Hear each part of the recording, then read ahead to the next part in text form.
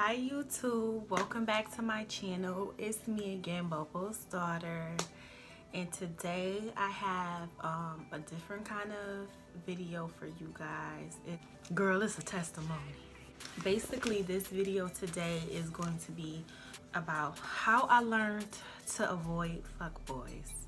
I feel like now where I'm at in my life, I pretty much can spot an F-boy from a mile away.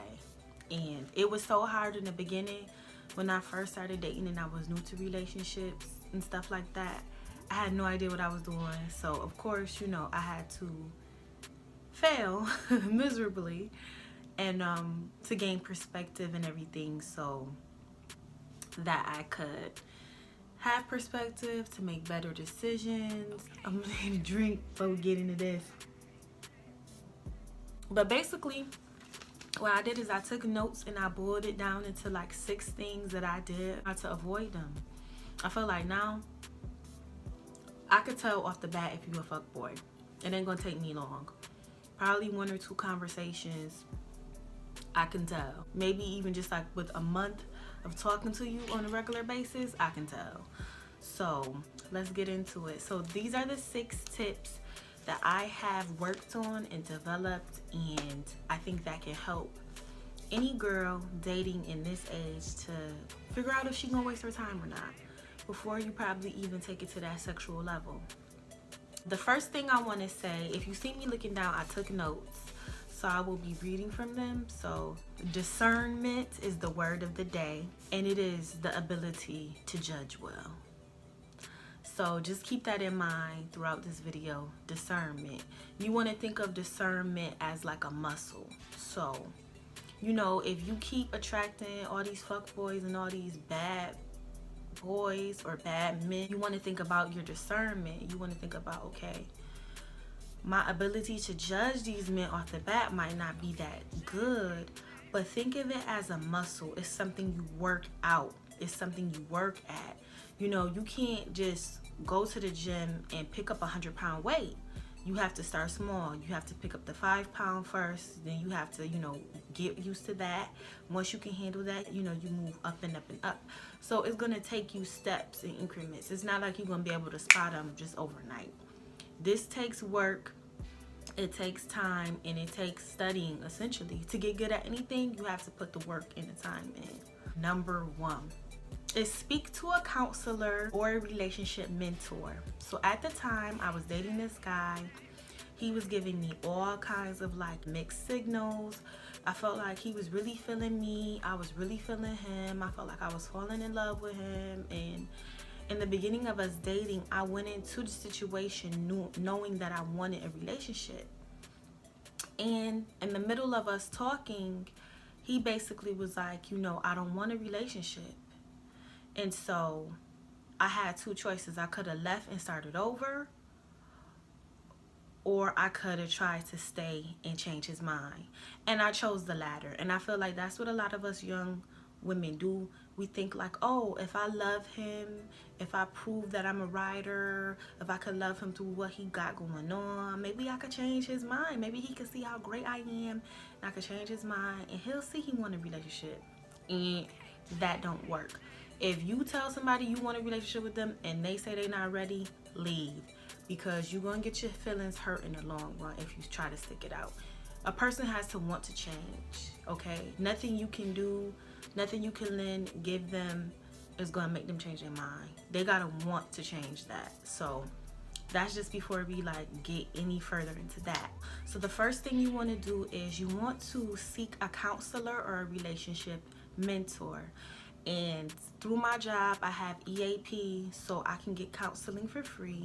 So that was one of the things I chose to do. And at the time too, I also knew a dude who was like a relationship advice mentor guy. That was their business. They did like counseling for relationships.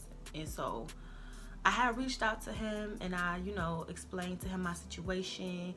He kind of coached me through everything. So basically, you want to go to a counselor or a mentor or speak to someone. There's many different things you could use. If you don't have EAP through your job, there's like Talkspace. I know that's like very affordable. It's online counseling. You want to speak to a counselor or a mentor because they're going to give you an unbiased opinion. So you don't want to go to your mama, you don't want to go to your best friend, because they're automatically going to take your side. But at the same time too, a counselor can give you an unbiased opinion while also letting you know when you're in the wrong.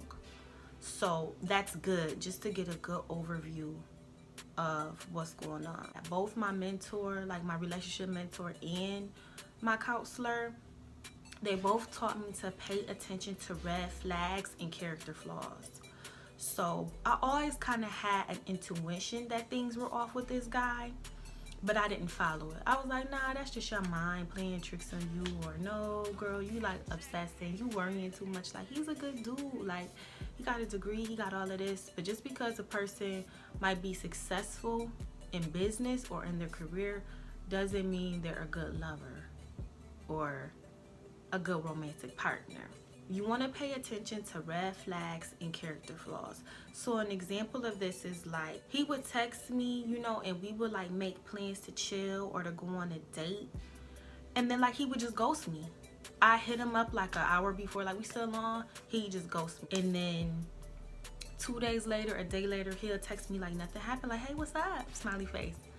And I'm like, dude, you just ghosted me. You went ghost for like mad long. And like, I would just continue to let him do that pattern. I never really like, I would tell him like, that's dead ass wrong how you ghosted me, but I still stayed. And so that's an example. That's a character flaw. If somebody is like present and then they just ghost you, that's something you need to pay attention to. Okay. Another thing to realize too is that when you first begin dating someone, they're gonna put their best face forward. So there's a lot of things that they're gonna tell you, a lot of things that you're gonna see from them that might not be the real them. We all kind of wear masks when we first enter a relationship or a situationship or whatever. So we're trying to kind of hide our flaws. So you have to know that the man you might meet initially may be a completely different person 2 months in, 2 months down the line. So that's why you want to really study him and study his patterns and study his consistency. If he tells you he promised you the moon and the stars and everything, and none of it has panned out within a month of y'all talking and dating, you know what I'm saying? I want to take you on dates and you're so beautiful and you're so this and you're that. But he never takes you on dates. He never makes a real effort. You know, you need to pay attention to those things, because it's like a salesman trying to pitch you something. They're gonna say whatever they can say to get you to buy into them, but you have to see if what you bought is really worth any value. You know what I'm saying? And if it's not, don't be afraid to return it and take it back to the store. And that's what I did. I was afraid to start over. I was like, dang, I kind of already started feeling him. I already got feelings. I kind of already did it to him.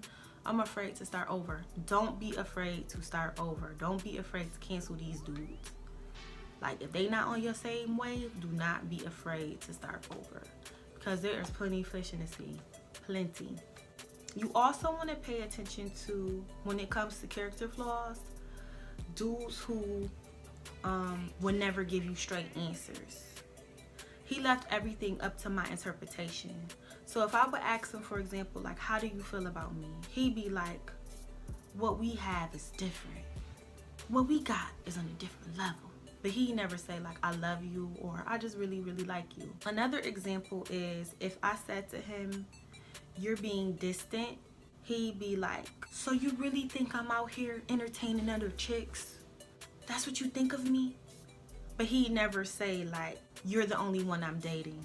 Like, work is just hectic right now, that's why I'm distant. He wouldn't give me like real straight answers. Another red flag too, guys that only text. This was what this was like. He never called me. If a guy really wants to get to know you and wants to know your personality and know what, you know, get into you, if he's into you, he gonna call you. Y'all gonna talk on the phone, and it's not just gonna be, hey, I'm outside. It's gonna be like, hey, how you doing? How was your day? He's gonna ask you how you're feeling. He's gonna wanna develop conversation with you and get closer to you and really get into your world. So pay attention to men that only want to text. And this advice is like if you're trying to really build something, not if y'all both got somebody and y'all just side, you his side chick, he your side dude. This is like if you really want a man, a real relationship, you know, monogamous relationship. So these examples taught me to start believing his patterns and not his apologies. So he would go ghost and then say sorry, and then a week later go ghost again. Or, you know, not give me a definitive answer, and then when I got pissed, he would, you know, apologize but do the shit again. So it was like, this is just a pattern. Every time I call you out, all you do is apologize, but you're repeating the behaviors. Another thing to trust your intuition if things seem off. 9 times out of 10 they are, because women have great intuitions. You also want to create a standard. Have standards and don't lower them. Don't be afraid to start over by dating someone new. Like if you go on a date and you have the standard that like a guy should be respectful, and let's just say you on a date and he cursing and using foul language and, you know, or just very rude to the wait staff, pay attention to little things like that. Don't just gloss over and be like, oh, he's having a bad day. No, that's really some character flaws. And don't lower your standards. If he's not respectful, if he don't respect you, you know, and treat you, you know, how you would like to be treated, don't lower your standards and be afraid to start over. Point blank, period. You need to know your worth, believe it, and defend it. So men will challenge you. Anytime you're dating someone and he's challenging you on your worth, like for an example, let's say he's lazy with his effort. You know, you want to be taken out on real dates and he never takes you out on dates. He always is inviting you over for Netflix and chill, or just to come to his house, and you're like, you're not comfortable with that. You know, you feel like you're worth more. You feel like you deserve to be wined and dined. Say that. If the conversation comes up, y'all texting and he's like, hey, you want to come over and chill? You put that, say, no, I'm worthy of dates. I'm not just coming over to your house and chilling. Like, you know, no. If you're not willing to take me out, then there's no way we can continue this. And when he challenges you on it, defend it. Like, nah, but you know what I'm saying, though? Like, I think it'd be cozy if you just came over to the crib first. You know, we still getting to know each other. No, defend it to the end. Do not waver. Do not waver. Say no. You know, well, I could talk to somebody else who is going to take me out because I'm not a homebody. Just tell them straight like that. I'm not a homebody. I look too good to be cooped up in the house, and I don't want to talk to you no more. And you have to be ruthless because some of these guys are ruthless. So being ruthless and knowing what you want is okay. And actually, guys kind of like a woman that is more assertive, who will speak up and is a little bit bitchy. But being bitchy really isn't being bitchy. They just try to put a negative connotation on a woman who is assertive and knows what she wants and is going to go after it and is going to get it by any means. So whenever a man tries to challenge you on your worth, defend it. Do not go to his house, sis, if you don't want to. So another thing I did was, I have an older sister, and we started talking about our past relationships. And it was funny because she was actually going through some of the same things that I went through. We both had really bad experiences with Capricorn men. Not all Capricorn men are bad, but we both had like similar experiences.